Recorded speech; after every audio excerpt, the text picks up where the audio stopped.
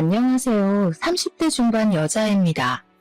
저는 3년 결혼 생활 끝에 이혼하게 됐습니다. 이혼의 아픔을 조금씩 이겨낸 상태로 현재는 상처났던 마음이 추슬러진 상태예요.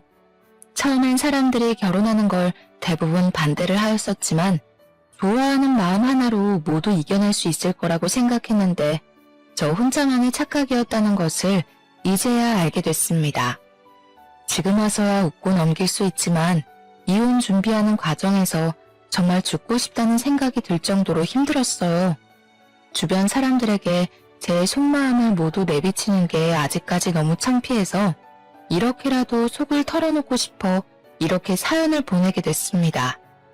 남편은 이혼한 지금까지도 전화를 밥 먹듯이 하는 편이고 술만 마시면 저 혼자 살고 있는 집까지 찾아올 정도인데요. 경찰에 신고까지 해봤을 정도였어요. 그 정도로 남편과 저의 사연은 아주 복잡하고 찌질했네요.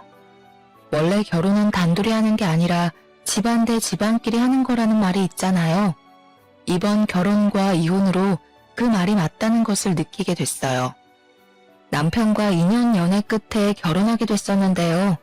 남편과 저 사이에는 전혀 문제될 부분은 없었어요. 전 남편의 성실함과 깊은 효심, 착함에 반해서 연애하고 결혼까지 하게 된 거였거든요. 근데 이 착한 효심이 이렇게 문제가 될 거라고는 상상조차 하지 못했었는데요. 남편은 동네에서 유명한 효자였어요. 할아버지 밑에서 자란 남편은 고등학교 졸업하고 바로 취업을 하여 돈을 벌었다고 하는데요. 그 이유는 할아버지 사업 때문이었어요. 아버님은 무리하게 사업을 확장하는 바람에 사업이 망했다고 들었어요. 그것도 2번씩이나요. 그 이후로 남편은 취업을 바로 하게 됐다고 해요. 4억 정도 되는 빚이 남편 덕분에 결혼하기 직전 4천까지 줄었다고 들었어요. 그런데 그런 시아버님의 빚이 이혼까지 이어지도록 만들 줄은 상상조차 하지 못했어요.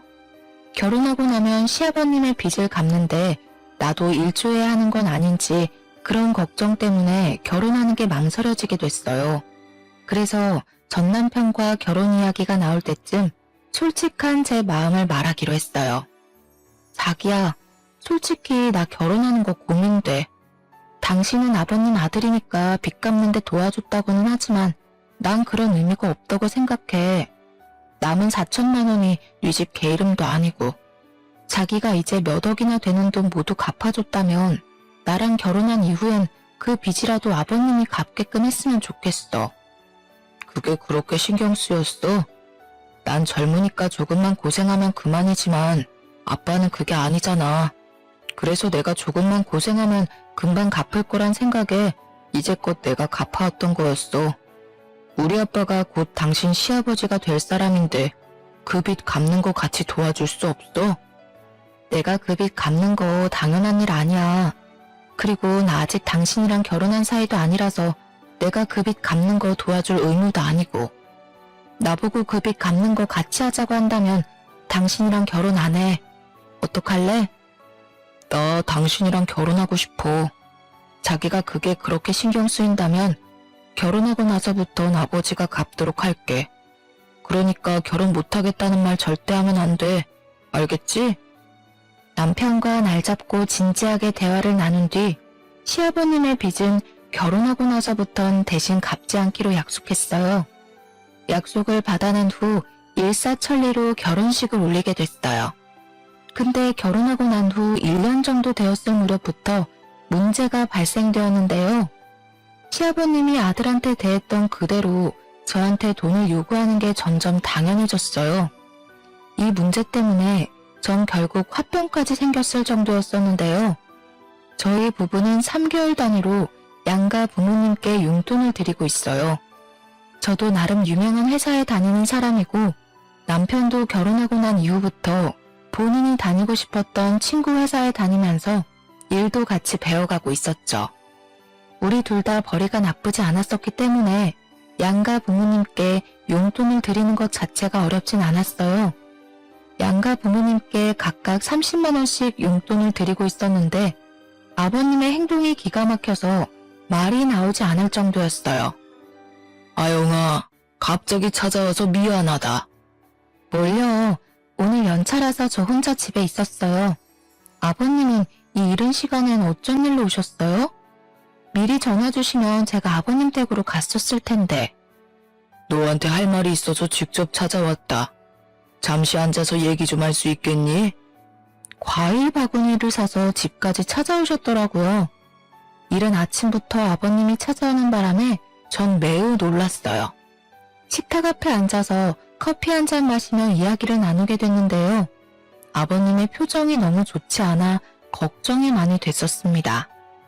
커피만 홀짝홀짝 마시던 아버님께서 한참 입을 굳게 다물고 있다가 조심스럽게 입을 여셨는데요. 아영아, 너가 결혼하고 나서 며느리로서 너무 잘해주고 있어. 그게 참 고맙다. 재혁이랑 작은 단칸방에서 살았었는데 사돈께서 나 혼자 편히 살 수 있게 전셋집도 구해주시고 아영이 너가 용돈도 자주 챙겨주고 난 정말 너한테 많이 고맙다. 아니에요. 당연히 해야 할 일이니까 한 거였어요. 아버님 혹시 무슨 일 있으신 거예요? 표정이 너무 안 좋아요. 사실 내가 지금 돈이 필요해서 말이야. 재혁이 모르게 30만 원 좀 줄 수 있겠니? 지난달에도 30만 원 정도 줬었는데 또 달라고 해서 미안하다. 네? 아버님께 돈 드리는 게 아까워서 그러는 게 아니라 아버님 요즘 돈 달라고 하는 일이 많으신데 무슨 일 있으신 거예요? 혹시 지금 다니고 있는 회사 그만두신 건지. 일 그만둔 건 아니야. 이 나이에 거기서 일해봤자 월급 얼마나 받겠니? 오랜만에 혼자 빚을 갚으려고 하니까 버겁기도 하고 혼자 사는 게 적적하기도 해서 여기저기 놀러도 다니다 보니 생각보다 지출할 일이 많구나. 저희도 버는 게 한정되어 있는데 한 달에 30-40만 원씩 달라고 하는 일이 많으니까 좀 부담돼요. 아버님께 용돈을 안 드리고 싶어서 그러는 게 아닌 거 아시죠? 그래도 급한 일 있으신 것 같으니까 이번엔 드릴게요. 이젠 이런 일이 되도록 없었으면 해요, 아버님. 이런 식으로 아버님이 돈을 달라는 빈도수가 점점 많아졌어요. 3개월 단위로 줬던 용돈을 한 달에 한 번, 2주에 한 번씩 주게 됐었고요. 아무리 저희 부부가 돈을 부족하지 않게 벌고 친정 부모님이 넉넉한 집안이라고 해도 아버님께 이런 식으로 용돈을 자주 주니 부담스럽고 화가 나기 시작하더라고요. 아버님의 돈 요구가 잦아지니 아버님의 전화를 일부러 안 받은 적도 있어요. 전화 안 받으면 이런 식으로 직접 집까지 찾아오시니 돈을 아예 안 드릴 수도 없고요. 남편 몰래 저한테 돈 달라고 요구하는 일이 많아졌고 저도 일일이 남편에게 말하지 않았었는데요. 결국 전 남편에게 솔직하게 말하기로 결정했어요. 퇴근하고 집에 도착한 남편을 소파에 앉히고 아버님에 대해 이야기하기 시작하게 됐는데요. 자기야, 당신한테 아버님에 대해 말할 게 있어. 당신 몰래 아버님한테 돈을 몇 번 드린 적이 있어. 원래 우리가 3개월에 한 번씩 부모님께 용돈을 드리고 있잖아. 근데 아버님이 당연하게 돈을 달라고 하시더라고. 처음엔 급하게 쓸 일이 있나 보다 하고 몇 번 그냥 드렸었는데 이젠 2주에 한 번꼴로 20만 원, 40만 원 이렇게 돈을 달라고 하시니까 버겁고 부담되더라고. 아버님은 자기한테 말하지 말라고 신신당부하시는데 이젠 당신한테 숨길 수 없을 것 같아서. 아빠가 그랬다고? 정말? 그럴 사람이 아닌데. 나한테도 그렇게 돈 달라고 요구한 적이 없던 분이라. 우리 결혼 전에 아버지 빚 갚는 거 안 하기로 했었잖아. 생각해보니 이거야말로 아버지 빚 갚는 거랑 뭐가 다를까 싶더라고. 당신도 가끔 보면 아버님께 따로 용돈 간간히 드리는 것 같던데 맞아? 우리가 아무래도 월급 각각 관리하니까 내가 쓸 돈 조금 쪼개서 아빠한테 가끔 주지. 그것까지 뭐라고 하려는 거야? 나도 아버님이 달라는 대로 주긴 했지만 당신도 아버님께 돈 너무 자주 주지 마. 아버님이 돈을 아예 안 버시는 것도 아니잖아. 작년부터 큰아버지 회사 공장에서 일 다니기 시작했다며. 아버님도 돈 버는 입장인데 어디 쓰시려고 그렇게 돈을 달라고 하시는 건지 모르겠어. 당신이랑 나한테 각각 용돈 다 받아가시는데 그 많은 돈을 어디에다 쓰시는 건지. 지금부터라도 아버님께 따로 돈 드리는 일 없도록 하자. 아버님이 안쓰러워서 달라는 대로 드리긴 했지만 지금부터라도 바로 잡자. 자기랑 결혼 전에 대출금 안 갚기로 약속했었지만 그래도 우리 아빠인데 하나하나 너무 따지는 거 아니야? 우리 아빠도 연세가 있는 편인데 혼자서 모든 걸 하려고 하니까 힘들어서 그러신 거잖아. 이번만 조용히 넘어가주면 안 될까? 나랑 결혼하기 전에 약속했던 거 까먹지 마. 우리도 돈 모아야 하는 입장에서 자꾸 아버님한테 돈 계속 주게 되면 모아야 할 돈까지 모으지도 못해. 넌 이럴 때 보면 감정이란 게 없는 것 같아. 반대로 생각해서 장인어른이 우리 아빠 입장이었으면 너도 도와줬을 거잖아. 이제 와서 말이 좀 달라져서 미안한데 대출금 모두 갚아달라는 말 하지 않을 테니까 아빠한테만 조금씩 용돈 더 주면 안 될까? 나 나쁜 사람 만들지 마. 아버님한테 10만 원씩 조금 더 주는 건 가능할지 몰라도 매달 돈 드리는 건 안 돼. 친정한테 주는 것처럼 동일하게 3개월에 한 번씩 용돈 드리는 걸로 하자. 그렇게 남편에게 모든 걸 다 터놓은 뒤 아버님께 따로 용돈을 더 드리지 않기로 마음먹게 됐어요. 남편도 대화를 나누고 난 뒤 아버님께 따로 전화해서 앞으로 자기 없는 사이에 집에 찾아오거나 하는 일 없었으면 한다고, 그리고 급한 일 아니면 자주 돈 달라는 일 없었으면 한다고 하더라고요.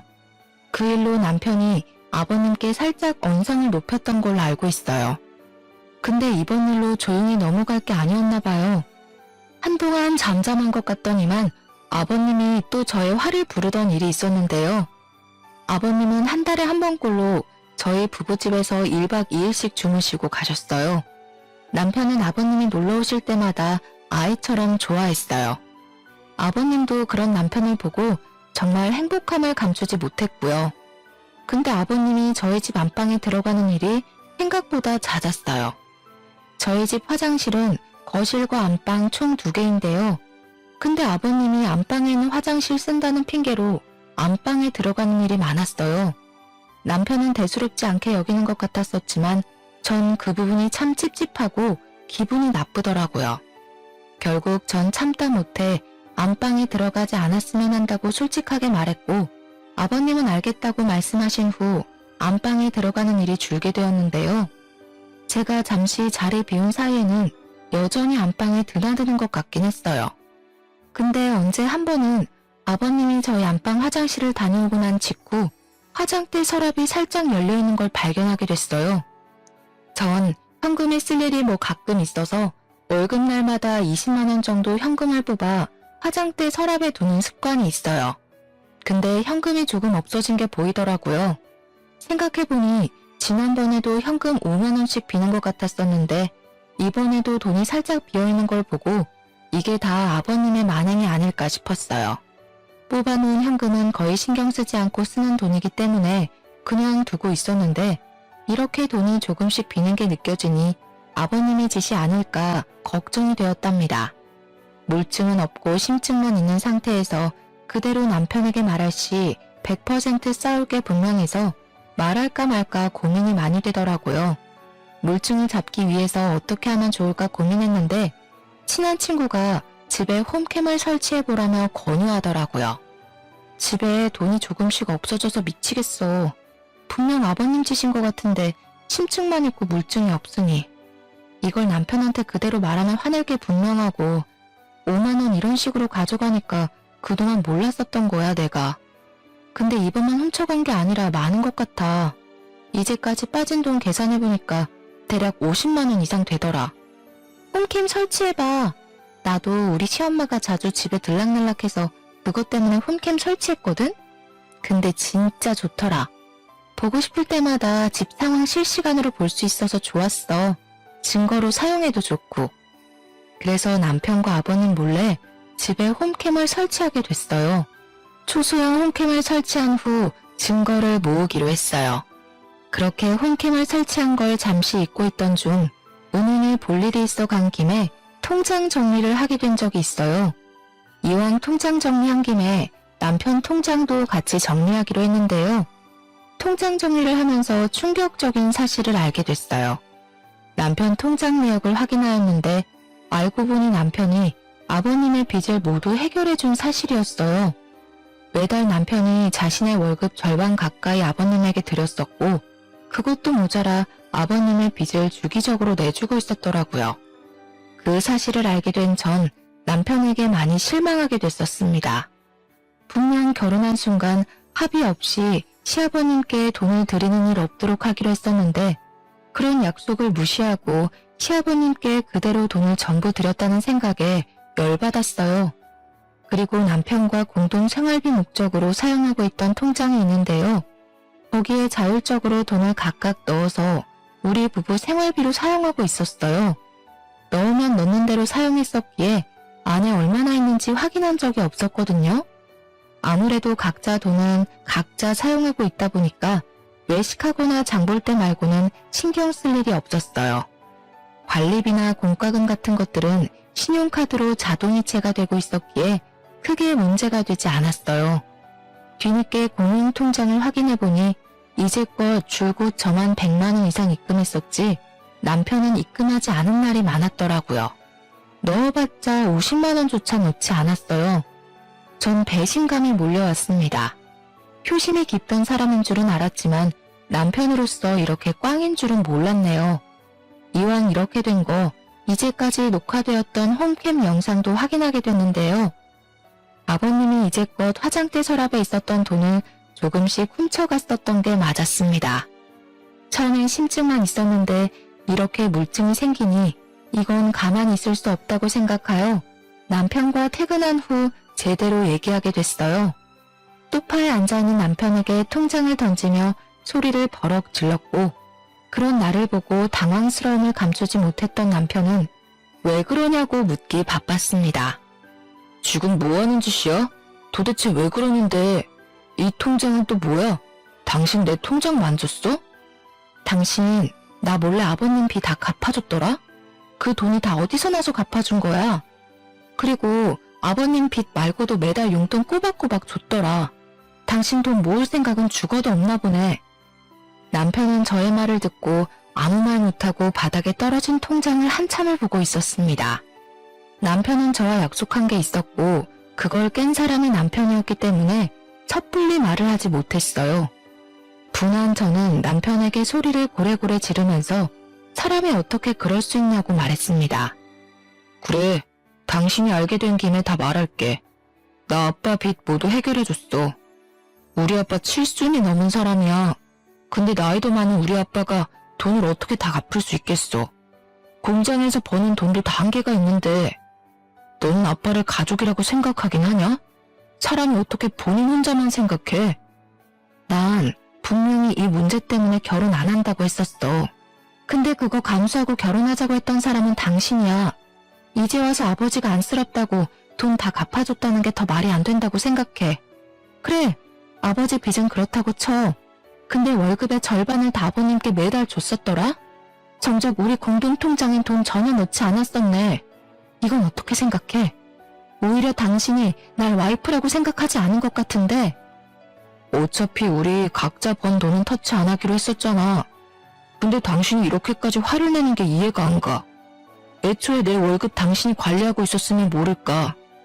우리 생활비, 적금 꼬박꼬박 다 내놨으면 몰라. 오히려 우리 가정에 써야 할 돈은 따박따박 내지도 않았으면서 그런 말 하는 게 참 웃겨. 내가 이제까지 바빠져 제대로 살펴보지 않았던 게 바보 같다. 우리 그냥 이혼하자. 도저히 당신 같은 사람이랑 못 살아. 이럴 거였으면 아버님이랑 평생 단둘이 살지 뭐하러 나랑 결혼했어? 이혼이라니. 이혼 절대 못해. 이런 일로 이혼하는 게 더 바보 같은 일 아니냐? 도대체 아빠 빚 갚아준 게 뭐가 죄라고 이혼까지 해야 하냐고. 나 당신이랑 이혼 안 해. 안 해줘. 너가 조금만 마음 넓게 먹고 넘어가줘. 내가 도박을 하기라도 했어? 그냥 아빠한테 돈 좀 주고 싶어서 몇 푼 돈 들인 거 가지고 이혼 얘기를 왜 하냐? 내가 아버님 때문에 미치겠다고 말하잖아. 도대체 내 말을 뭘로 들어왔던 거였어? 내가 싫다는 말 안 들려? 제발 내가 싫다는 거 안 하고 조용히 살 수 없었던 거냐고. 부부라는 게 뭐야? 서로 싫어하는 부분 최대한 고쳐가고 맞춰야 하는 거 아니냐고. 당신은 날 속이면서까지 내가 싫어하는 행동을 한 거야. 그럼 내가 당신이랑 살 이유가 없어진 거지. 그러니까 내 말대로 이혼해. 당신이나 아버님 이제 신경 쓰면서 살고 싶지 않아. 나랑 이혼하고 편하게 아버님 뒷바라지하면서 편하게 살아. 눈치 보지 말고. 이혼이 그렇게 쉬워? 말이면 다인 줄 알아? 당신이랑 절대 이혼할 일 없을 거야. 언성이 높아지고 서로의 입장이 맞다고 우기고 있는 상황이었어요. 결국 말이 통하지 않아 저는 간단히 짐을 챙겨 집을 나가게 됐어요. 남편은 나가지 말라고 끝까지 말렸었지만 전 그런 남편을 밀치고 무작정 집에서 나갔었답니다. 너 한 발자국만 더 움직여봐. 가만 안 둬. 가만 안 두면 어쩔 건데 이혼 준비는 하고 있어. 전 그렇게 무작정 혼자 나가게 됐고 막상 나은이 어딜 가야 할지 고민이 되었어요. 지금 이 밤중에 이혼 문제로 집에 나왔다는 걸 속 시원하게 말할 사람이 없더라고요. 그렇게 한참을 밖에서 시간을 보내다가 결국 근처 저렴한 숙박업소에 가서 지내기로 했어요. 며칠 동안 전전긍긍하면서 지냈었는데 혼자서는 사람의 할 짓이 못 되더라고요. 이 답답한 마음을 어떻게 해결하면 좋을까 긴 고민을 하게 되었어요. 이 상태로 회사 일이 손에 잡히지 않을 것 같아 모든 연차를 사용하게 됐었고 회사 출근을 며칠 동안 하지 않았어요. 제가 출근하지 않은 동안 남편이 회사까지 찾아갔다고 들었는데요. 남편이 저의 회사에 갔던 날 회사 동료말로는 제 남편이 회사까지 찾아와서 제가 나올 때까지 한참을 서서 기다렸다고 했어요. 회사 동료가 뒤늦게 남편을 발견하고 여기 어쩐 일이냐고 묻자 저 출근 안 했냐고 묻고서 바로 갔다고 하네요. 게다가 친정 부모님까지 찾아갔었다고 해요. 남편이 친정에 찾아갔었던 그날 저녁 엄마한테 전화가 왔었어요. 만나서 얘기하자고 하시더라고요. 그렇게 카페에서 엄마를 만나 커피를 마시며 이혼에 대해 대화를 나누게 됐었어요. 전 엄마의 얼굴을 보자마자 눈물부터 나왔어요. 살이 많이 빠진 저의 모습을 보게 된 친정엄마도 같이 눈물을 흘렸습니다. 그렇게 저희 모녀는 한참을 울기만 했었는데요. 자세하게 말해봐. 김서방은 어떤 이유 때문에 이혼하는지 말 안 해주더라. 그냥 너가 섭섭한 게 있었는데 그게 쌓여서 이혼하자고 말했다더라. 그게 사실이니? 그이가 그래? 내가 그냥 섭섭한 마음 때문에 이혼하는 거라고? 엄마, 나 그 사람이랑 도저히 못 살겠어. 그 사람 나 몰래 시아버님 빚 다 갚아주고 게다가 나한테 생활비 따박따박 안 줬어. 오히려 그 돈을 매달 아버님께 드렸었더라. 난 그것도 모르고 생활비 통장에 돈 제때 넣어왔었고 본인 입으로 그러더라. 자기가 도박한 것도 아니고 자기 아빠 도와준 게 전부인데 이게 왜 이혼할 일이냐고. 시아버님은 더 가관이야. 도벽까지 있으시더라고. 매번 나한테 용돈 타가는 것도 모자라서 내 돈까지 훔치셨어. 돈까지 훔쳐? 노인네가 돈에 환장했구나. 환장을 했어. 그러니까 엄마가 뭐라고 했어. 부유한 사람은 아니어도 빚 있는 사람, 빚 있는 집안에 시집가면 안 된다고. 어른들이 하지 말라고 하는 건 다 이유가 있는 거야. 당장 이혼하고 갈 곳 없으면 지금 엄마 집으로 들어와. 왜 멀쩡한 부모 두고 왜 모텔에서 지내고 그래? 당장 짐 싸서 나와. 알겠어? 알겠어. 나도 지금 엄청 후회하고 있는 중이야. 그리고 사돈한테 말 전해. 당장 전세금 돌려달라고. 사돈 혼자 김서방 키웠다고 하길래 고생 많이 했을 거라 생각하고 전세금 빌려줬더니만 이 두 사람이 쌍으로 사람 엿먹이네. 아들을 그렇게 고생시키고 돈을 탐하더니 이제 그것도 모자라서 며느리 돈까지 탐을래? 도대체 빚 갚는 거 말고 돈 쓸 구석이 뭐가 있다고 계속 돈을 가져가서 쓴다니? 좋은 것들만 누릴 줄 알지 고생이란 걸 모르고 산 양반이네. 그러니까 번듯한 일 한 번도 못하고 사업만 무리하게 키웠지. 은혜도 모르고 말이야. 친정엄마는 화가 머리끝까지 났었어요. 그날 저녁에 저는 친정 부모님 집으로 가게 됐습니다. 그렇게 친정 부모님과 함께 지내며 머리 식힐 시간을 보냈어요. 친정 아버지도 뒤늦게 이 사실을 알게 되었고 남편에게 전화해서 온갖 욕을 다하며 당장 이혼하라고 단호하게 말했다고 친정엄마한테 전해 들었어요. 그렇게 오랜 시간 정리한 끝에 이혼하기로 굳게 마음먹게 됐었고 남편에게 퇴근하고 시아버님 댁에서 만나자고 문자를 보냈습니다. 그렇게 저녁에 아버님 댁으로 바로 달려갔어요. 아버님 댁에 도착하니 남편 몰골이 말이 아니더라고요. 수염도 제대로 깎지 못하고 꾀지지한 상태로 아버님과 거실 바닥에 앉아있더군요. 남편은 오랜만에 본 저를 보고 안으려고 했어요. 그런 남편을 밀치고 자리에 앉으라고 말했습니다. 두 사람 앞에 앉아서 한참을 말없이 있었어요. 제가 한참 말없이 앉아있으니 남편은 그런 제 앞에 무릎 꿇고 앉아 손을 싹싹 빌며 사과했습니다. 시아버님도 소리 없이 눈물을 보이며 미안하다는 말 한마디를 하셨어요. 아영아, 정말 미안하다. 어른이 돼가지고 너희들 사는데 도움은 못 될 망정 오히려 사이를 갈라놓는구나.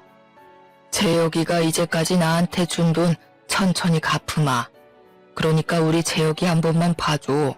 내가 꼴 보기가 싫은 거면 연락조차 안 할게. 그래 아영아, 이제 집에 들어올 거지? 내가 정말 잘못했다. 내가 잠깐 미쳤었던 것 같아. 그러니까 당장 집에 들어와. 장모님 장인 어른한텐 내가 따로 다 설명할게. 아버님이 그렇게 말씀하셔도 저 이 사람이랑 이혼합니다.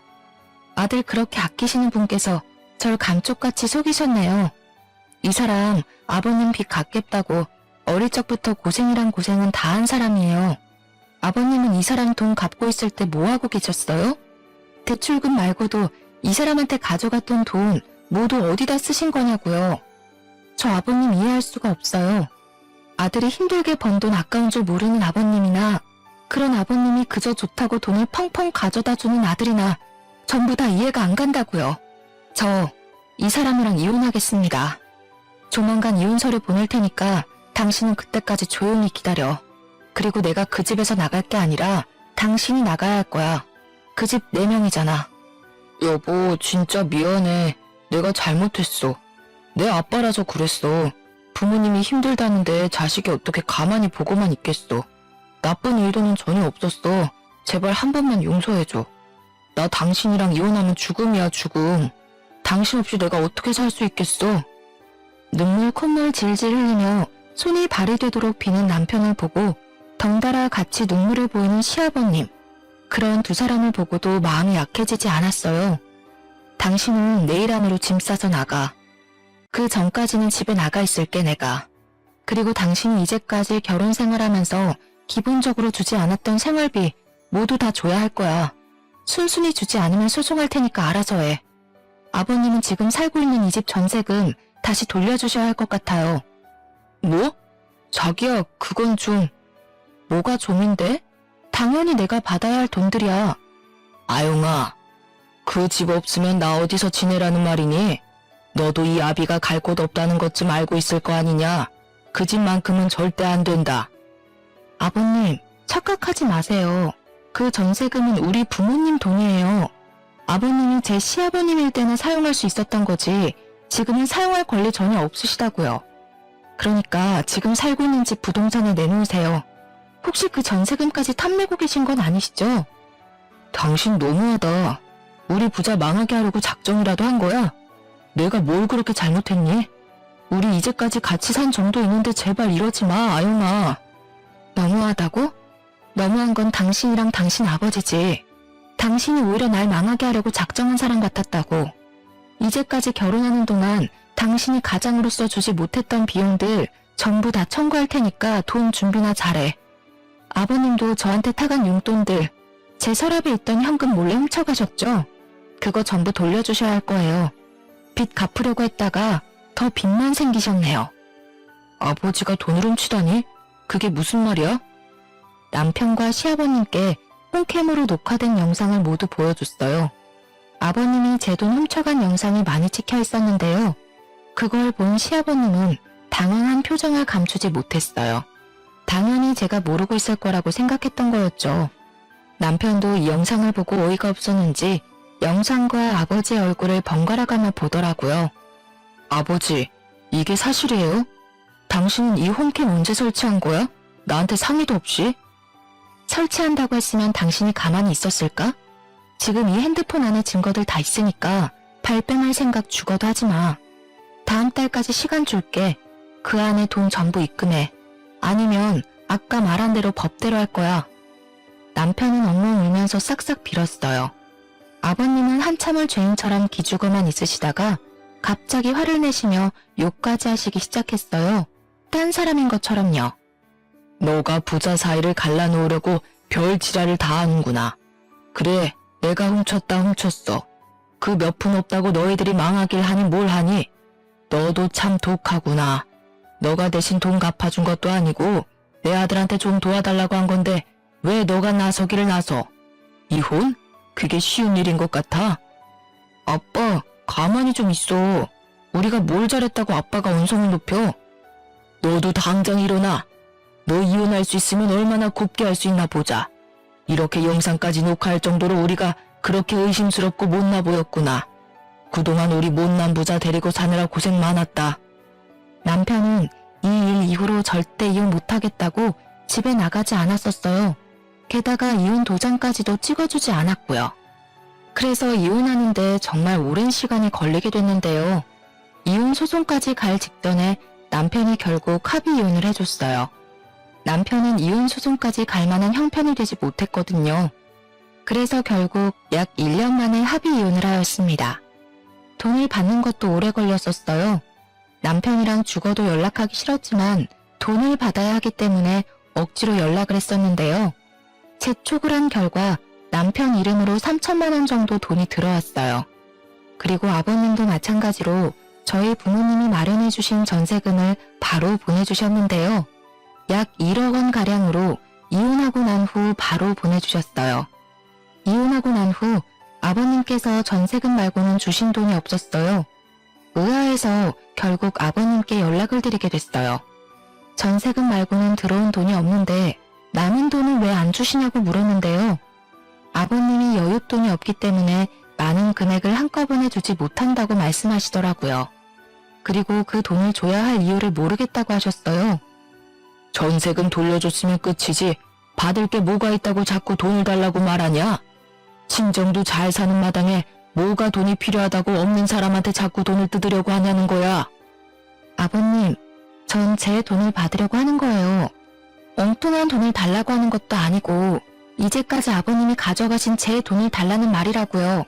근데 그게 왜 제가 받을 돈이 아니라고 말씀하시는 거예요?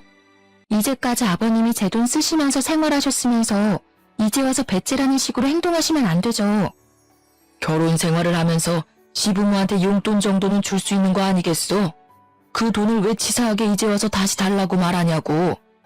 아버님이 제가 주기로 했던 수준보다 더 많이 가져가셨잖아요.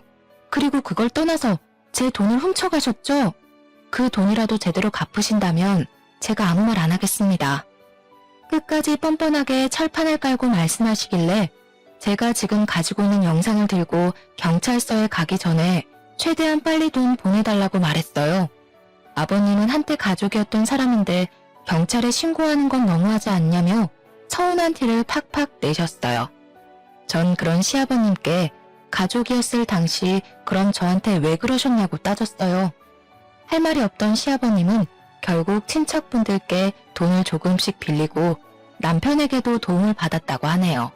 결국 이리저리 돈을 빌리고 다니다가 마지막은 항상 남편이네요. 이혼한 초반엔 남편은 아버님과 대면대면하며 지냈다고 했었어요. 하지만 아버님이 돈 때문에 쩔쩔매는 걸 보니 제 버릇 걔 못 준다고 남편은 결국 대출을 받아서 저에게 5천만 원 정도 돈을 보내주게 됐습니다. 생각한 비용보다 더 많이 줬더라고요. 시아버님 빚을 갚으려고 이제껏 고생만 하던 남편은 힘들게 빚을 다 갚았는데 저와 이혼하게 되면서 또다시 빚이 생겼어요. 마치 아버지 뒷바라지 하기 위해서 태어난 사람처럼 말이에요. 저에게 시어머니가 되었을 뿐, 즉 남편의 어머니께선 남편이 어릴 적일 때 도망가셨다고 들었어요. 시아버님 말로는 바람나서 도망갔다고 하시는데 남편 말로는 사실 아버님 사업이 망하고 나서 도망갔다고 들었습니다. 어머님 대신에 남편이 홀로 이 모든 것을 감당하고 있으니 얼마나 힘들까 싶기도 하면서도 조금은 속이 다 시원해지더라고요. 이혼한 후 남편의 근황을 바로바로 알기가 어렵잖아요. 알고 싶지도 않고요. 그런데 남편과 몇 명 지인이 겹치는 바람에 가끔 지인을 통해 남편 소식을 듣고 있어요. 남편은 친구 회사에 다니고 있는데 최근 그 회사가 아슬아슬하다고 하더라고요. 비리도 좀 많은 것 같았었고요. 그래서 점점 망해가는 눈치라 그만큼 남편의 월급이 줄었고 조만간 해고당할 위기라고 하네요. 월급이 반이나 줄었기 때문에 생활 자체가 어려우니 주말마다 공사판에 가서 막노동 일을 하고 있다고 해요. 불안불안한 회사 사정 때문에 걱정이 많을 텐데 그런 와중에 시아버님 때문에 대출까지 받은 상태이니 남편 속이 말이 아닐 거라고 생각해요. 막노동 일을 하다가 다친 적도 있다고 하고요. 게다가 친척분이 운영하고 있는 공장에서 작은 일을 도맡아서 일하고 있는 시아버님은 강제로 일을 그만두게 됐다고 들었어요. 알고 보니 아버님이 다녔던 공장이 부도가 나게 되면서 망했다고 하는데요. 그래서 한순간에 일자리를 잃었어요. 남편의 월급은 반토막이 나고 시아버님도 연세가 많기 때문에 일자리 구하는 게 쉽지 않아요. 아버님이 살고 있던 전셋집도 빠진 상태라서 결국 둘은 반지하 원룸에서 살고 있다고 하네요. 대출금이 있기도 하고 아무리 반지하라고 해도 서울에 있는 반지하도 비싼 법 아니겠어요? 회사가 하필 서울에 있기 때문에 아버님과 같이 살고 있는 반지하도 서울에 구했다고 하더라고요. 월세, 대출금, 생활비 이런 걸 남편 혼자 모두 감당하려고 하니 버거웠는지 최근엔 남편이 주변 지인들한테 돈을 조금씩 빌려서 급한 불을 끌 정도라고 했어요. 자꾸 돈을 빌리는 남편 때문에 스트레스 받던 지인들은 결국 한두 명씩 떠나갔고 어떤 친구와는 주먹 다짐을 했었을 정도라고 들었어요. 빚이 빚을 낳는 법이라고 하잖아요. 저와 살 땐 이런 고민 하나도 하지 않았었지만 뒤늦게 혼자 모두 감당하려고 하니 젊었을 때와는 차원이 다르겠죠. 지칠 대로 지친 남편은 결국 술을 왕창 마시고 절 찾아온 적이 있었어요. 그날 남편의 모습은 정말 사람이라고 믿기지 않을 만큼 많이 말랐고 꾀죄죄했어요. 그런 상태로 집 앞에서 무릎 꿇고 울며 불며 제발 합치자고 하더군요. 아영아, 이렇게 연락도 없이 찾아오게 돼서 정말 미안하다. 정말 미안해. 나 요즘 당신 하나 없다고 되는 일이 하나도 없어. 당신이 당연히 내 옆에 있을 줄 알았거든. 당신이 얼마나 나한테 중요하고 소중한 사람인 줄 몰랐어. 지금 알았다. 당신이 나한테 얼마나 소중한 사람인지. 술 마셨으면 곧장 집이나 가지. 여기서 왜 추태를 부려? 추태 부리지 말고 당장 가. 동네 사람들 다 보잖아. 그리고 당신 이제 와서 이러는 거 진짜 찌질한 거 알지? 나 당신 얼굴 죽어도 보기 싫으니까 당장 집으로 돌아가. 다음부터 찾아오는 일 없었으면 좋겠어. 아영아, 나랑 다시 합치자. 나한테 기회 한 번만 더 주면 예전처럼 하는 일 없을 거야. 너가 아빠 안 보고 살고 싶다면 그렇게 할게. 나랑 같이 사람만 준다면 이제까지 내가 잘못한 거 다 갚으면서 살게. 제발 나한테 기회 좀 줘. 쥐뿔도 없는 당신이랑 내가 왜? 당신 아버지 때문에 또 빚진 거 아니었어? 또 대출금 갚으면서 살아야 하는 당신이랑 내가 왜 살아야 하는 건데. 더 이상 살기 싫어. 나 빚 트라우마라도 생긴 것만 같아. 빚이란 단어만 들어도 구역질이 나올 지경이야. 앞으로 내 앞에 얼씬거리지 마. 당신 얼굴만 봐도 지겹고 토나와. 알겠어? 당신이랑 이혼만 안 했어도 원래 없었을 대출금이야. 이 돈 금방 갚을 수 있어. 당신한테 절대 신경 쓰이게 안 할게. 진짜야. 내가 이렇게 빌게. 한 번만, 딱 한 번만 다시 생각해줘. 나 진짜 당신 없으니까 죽을 것 같다고. 사는 게 사는 것 같지가 않아. 사람 그렇게 쉽게 안 죽어. 너 술 먹고 이렇게 막무가내로 찾아오면 경찰에 신고한다. 그러니까 썩 꺼져. 앞으로 내가 너 때문에 신경 쓰는 일 없도록 해줘. 남편은 이 일 이후로 몇 번을 더 찾아왔어요. 꽃바구니, 고기 등등 각종 선물도 몇 번 놓고 가기도 했고요. 이렇게 선물 보낼 돈 있으면 돈이나 한 푼 더 갚지. 전화와 문자도 하루에 수십 통도 했었는데요. 지금은 예전에 비해 찾아오거나 전화오는 일은 줄었지만 여전히 힘들 때마다 저한테 전화하는 건 여전하더라고요. 지금은 내가 그리워서 그러는 게 아니라 습관처럼 전화하고 찾아오는 것 같아요. 가끔 돈 때문에 힘들 때마다 전화하는 눈치인 것 같고요. 전 이번 결혼과 이혼을 통해서 결혼은 정말 신중하게 해야 한다는 것을 알게 됐어요. 전 남편과 시아버님도 이번 일로 정신 차릴 수 있는 계기가 되었으면 했어요. 빚 하나로 와이프였던 저와 친구들을 잃은 남편은 제발 정신 좀 차리고 똑바로 살았으면 하네요. 특히 시아버님은 더더욱 말이죠. 나이 먹었다고 해서 다 어른은 아닌 것 같아요. 전 나중엔 시아버님처럼 살고 싶지 않다고 생각했네요. 지금까지 제가 살아온 이야기였는데요. 이렇게 말로만 들어도 천불이 나지 않나요? 이혼할 당시 정말 가슴이 찢어질 정도로 아팠었지만 지금은 정신 차리고 제 할 일 열심히 하면서 지내고 있어요. 신기하게도 결혼 생활을 유지하고 있을 땐 그렇게 원하던 승진이 되지 않았었는데 이혼하고 몇 달 지나지 않아 바로 승진하게 됐어요. 제가 이혼했다는 소식을 들은 친구 몇 명은 저한테 선 한 번 볼 생각 없냐고 묻기도 하는데요. 남편과 이혼하고 난 이후 결혼이나 연애에 대한 생각이 확 사라졌네요. 나중은 모르겠지만 지금 현재로서 혼자 사는 게 제일 좋거든요. 친정 부모님도 한번 된통 당했으면 됐지 뭘 선볼 생각을 하냐고 그러시고요. 한때 쫄딱 망한 남편에게 흔들릴 뻔하기도 했었지만 마음을 바로잡고 제 할 일에 집중을 하면서 지내다 보니 좋은 일이 뒤따르게 되네요. 불쌍하다고 받아준다면 제가 더 불쌍해질 것 같거든요. 사람은 결코 죄를 짓고 살아서는 안 된다고 생각합니다. 어디 가서 제 이혼 이야기를 터놓고 말할 수 없었는데 이번 계기로 답답했던 마음이 싹 사라진 것 같네요. 지금까지 제 답답하고 길고 긴 사연 들어주셔서 감사합니다.